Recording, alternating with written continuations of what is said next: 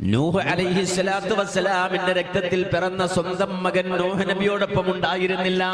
അതുകൊണ്ട് നൂഹ് നബിയുടെ ഭാര്യ കുടുംബമാണ് എന്ന് പറഞ്ഞിട്ട് കപ്പലിലേക്ക് കയറാൻ വന്നാൽ അനുവാദമില്ല. നൂഹ് നബിയുടെ ചോരയിൽ പിറന്ന മകൻ കപ്പലിൽ കയറാൻ വന്നാൽ അനുവാദമില്ല. അതാ റബ്ബ് പ്രത്യേകം പറയുന്നത്, വലാ തുഹാത്തിബിനി ഫില്ലദീന ളലമൂ.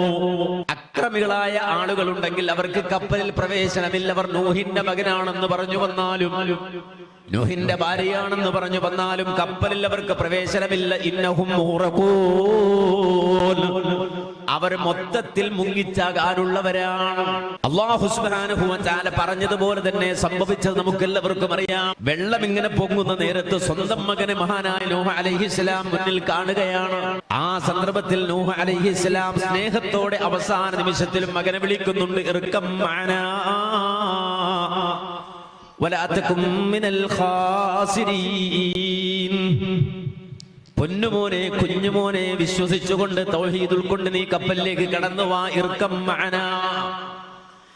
അല്ലാഹുവിന്റെ തൗഹീദ് അംഗീകരിക്കുന്ന, ഏകത്വം അംഗീകരിക്കുന്ന പരിശുദ്ധരായ മനുഷ്യരോടൊപ്പം ചേർന്നുകൊണ്ട് ഈ കപ്പലിലേക്ക് മോനെ നീയും കടന്നു വാ എന്ന് ആ പ്രിയപുത്രനെ മകൻ വിളിച്ചപ്പോഴും മകൻ അവിടെ നിന്നുകൊണ്ട് തർക്കിക്കുകയാണ്, കുതന്ത്രം നടത്തുകയാണ്, യുക്തിവാദം നടത്തുകയാണ്.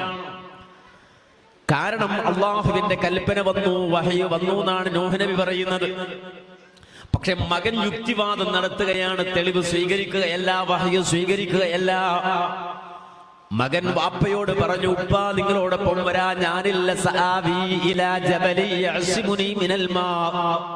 ഉപ്പ ഭീഷണിപ്പെടുത്തുന്നത് വെള്ളം പൊങ്ങും എന്നല്ലേ, ആ വെള്ളത്തിൽ ഞങ്ങൾ മുങ്ങിച്ചാകും എന്നല്ലേ, പ്രളയമുണ്ടാകുന്നൊക്കെ അല്ലേ ഉപ്പ നിങ്ങൾ ഞങ്ങളെ ഭീഷണിപ്പെടുത്തുന്നത്.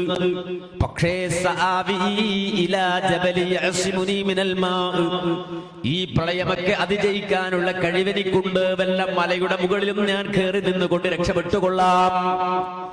എങ്കിലും നിങ്ങളോടൊപ്പം വരാൻ ഞാനില്ല എന്ന് പറയുന്ന നേരത്ത് ഇതാ വാപ്പ പറയുന്നു, മോനെ ലാ അഅ്സീകൽ യൗമ മിൻ അംരില്ലാഹ്.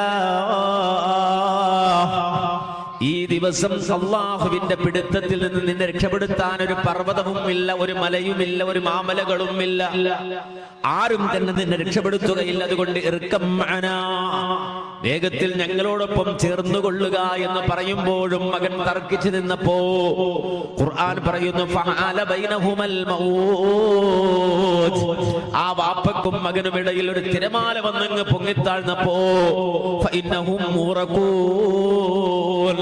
അല്ലാഹു പറഞ്ഞതുപോലെ തന്നെ മകൻ ഇതാ മുങ്ങിച്ചത്തുപോയി വെള്ളത്തിൽ.